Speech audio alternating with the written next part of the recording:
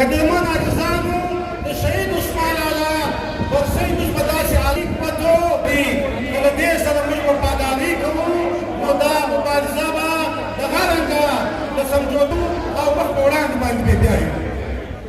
کدیمان عزیزانو د شهید عثمان لالا ورسۍ موږ په داسې دي چې له دې سره موږ وفاداري کوو نو دا مبارزه به دغه رنګه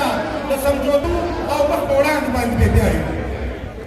کدیمان عزیزانو د شهید عثمان لالا ورسۍ موږ په داسې حکمتو د امینانه قوتو یو جنرال شاهي نظام ټولو قومو مسلط دی